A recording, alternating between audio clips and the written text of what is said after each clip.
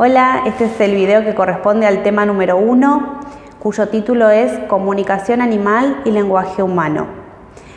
Émile Benveniste fue un lingüista que desarrolló su tarea tanto en la enseñanza como en la investigación universitaria en Francia y cuyas conclusiones vamos a tomar para en esta primera clase poder distinguir qué es lo que ocurre en la comunicación que tienen los animales y la que tenemos los seres humanos, a ver qué semejanzas, qué diferencias hay.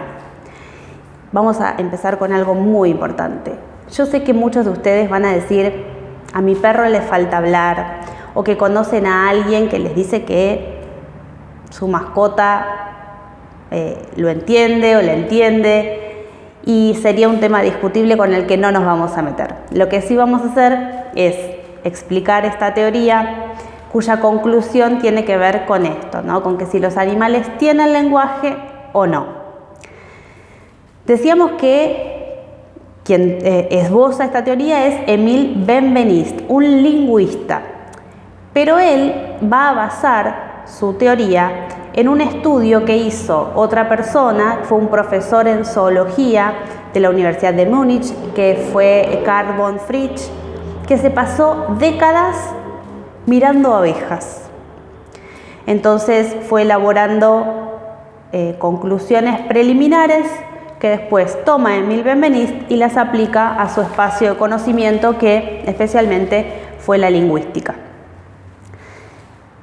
¿Qué observa este profesor en zoología y por qué? Bueno, la primera inquietud tenía que ver con que las abejas, ustedes saben, viven en colonias y tienen roles asignados, una vida organizada que implica que algún tipo de comunicación, por lo menos, tienen.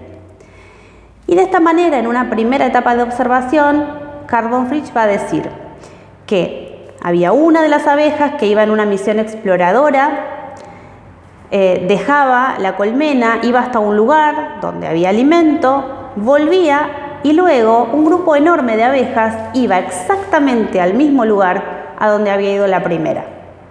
Y ustedes me dirán, entonces es muy sencillo, va primero una vez, luego vuelve a la colmena y todas las demás la siguen.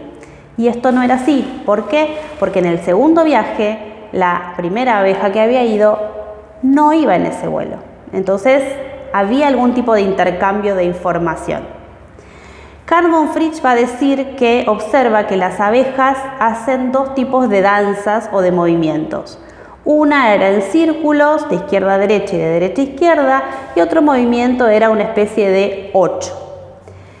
En su primer aporte dice que esos movimientos tenían que ver con el tipo de botín que encontraban, es decir, con qué se encontraban, qué tipo de alimentos, si encontraban polen o si encontraban néctar. Un poco más adelante va a seguir observando, va a conseguir que esos paneles de observación sean translúcidos, entonces podía observar cómo se comportaban. Va a decir, no, en realidad esos círculos y esos 8 tienen que ver con la distancia a la cual está el alimento, es decir, la distancia que hay entre la colmena donde viven y el alimento que esta abeja exploradora encuentra. Entonces va a decir que el círculo, el movimiento en círculos, implicaba que el alimento estaba hasta 100 metros de distancia y que los 8 implicaban que estaba hasta 6 kilómetros de distancia.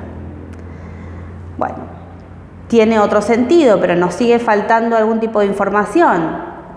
Puede indicar la distancia, pero ¿cómo indica hacia dónde, la dirección en la que tienen que volar las abejas? Porque tenemos la certeza de que algún intercambio había, porque en el segundo vuelo, la que había ido primero se quedaba en la colmena. Entonces va a decir que la dirección tenía que ver con el ángulo en que hacía esas figuras en relación con el sol.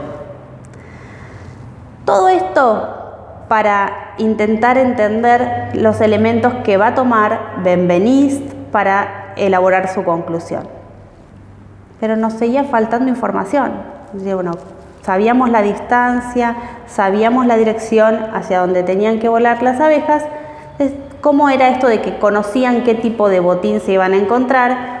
Y en algunos otros estudios aparece que tenía que ver con que cuando volvía la primera abeja tenía restos, entonces por la percepción de los restos que le habían quedado, las demás sabían de qué se trataba. Y ahí estaban los 3 datos: naturaleza del botín, distancia respecto de la colmena y dirección. Entonces, Emil Benveniste toma todos estos estudios que hace Carl von Fritsch, que ya les digo, lo primero lo dice por 1923 y va a reformular y va a perfeccionar sus observaciones hasta el año 1950, donde aparece un libro con sus últimas conclusiones. Las últimas son del año 1948, en 1950 aparece un pequeño libro donde cuenta todo esto.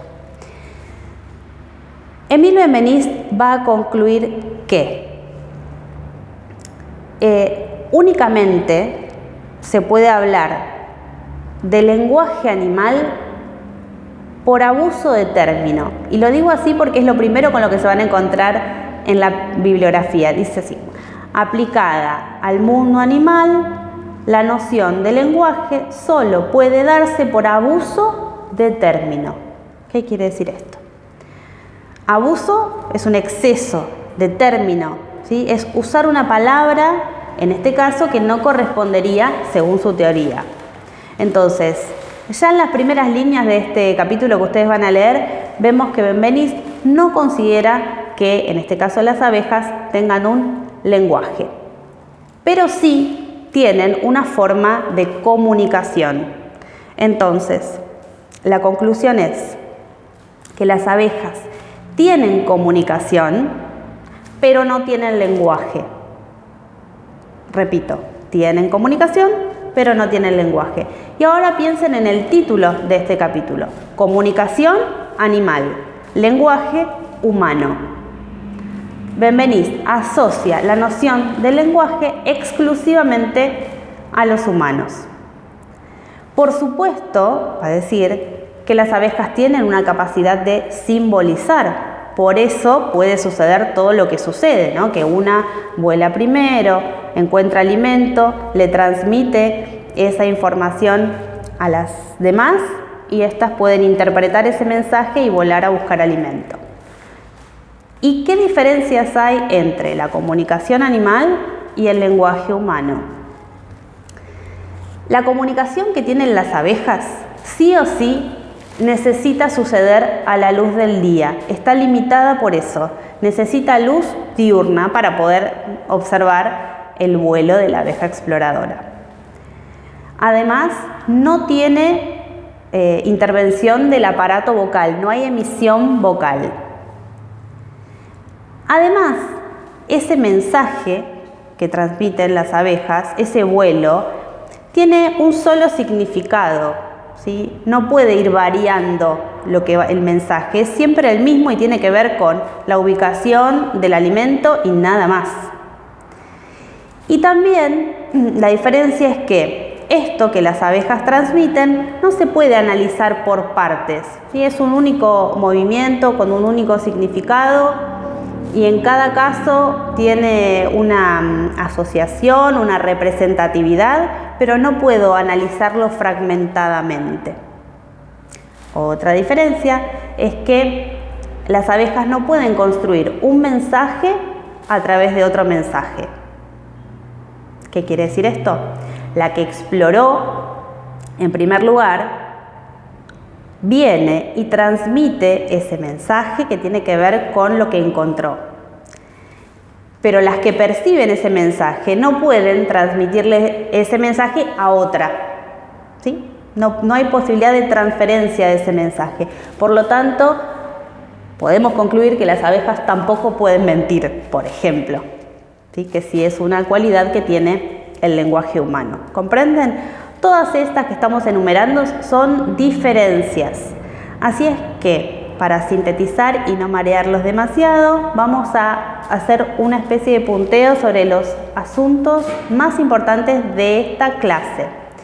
Primero, Emil Benveniste fue un lingüista que hizo un estudio a través de otro estudio que tomó de un profesor en zoología que observó las abejas. Benveniste no las observó un profesor en zoología. Y va a concluir Emile Benveniste que la comunicación animal es una cosa y el lenguaje humano es otra cosa, que tienen notables diferencias. Y también tienen que saber cuáles son estas diferencias, que son las que acabamos de nombrar.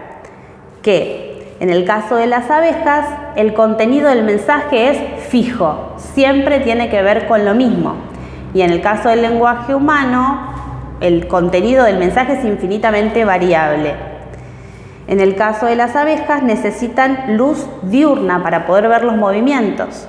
En el caso del lenguaje humano, no. Yo puedo apagar todas las luces, puede estar todo absolutamente oscuro y yo puedo comunicarme con otra persona conversando sin ningún problema. El estudio de los mensajes que transmiten las abejas, este código que tienen, no se puede fragmentar, ¿sí? Es una unidad. En cambio, el lenguaje humano puede ser fragmentado para su mejor estudio. En el caso de las abejas no hay emisión vocal, en el caso del lenguaje humano sí hay emisión vocal. Y por último vamos a decir que las abejas no pueden transmitirle el mensaje que recibieron de otra abeja a una tercera, y en el caso del lenguaje humano sí, por supuesto, puede haber retroalimentación, es decir, alguien me habla y yo le respondo y yo le puedo contar lo que ese alguien me dijo a una tercera persona las veces que quiera. ¿Comprenden? Entonces, no es lo mismo hablar de comunicación animal que de lenguaje humano. Espero que haya quedado claro. Por supuesto que como todo lo que tiene que ver con la comunicación y como todo lo que tiene que ver con los seres humanos, las teorías van evolucionando y sin dudas hay otras teorías y van a aparecer nuevas teorías, pero por el momento vamos a estudiar esta que tiene que ver con Emile Benveniste, como les dije, y que hace una clara distinción entre las abejas que sí tienen capacidad de simbolizar, que sí se comunican, pero no a través de un lenguaje, sino a través de un código de señales. El lenguaje está asociado al ser humano. Espero haber sido clara, les dejo un saludo y nos vemos en el siguiente video.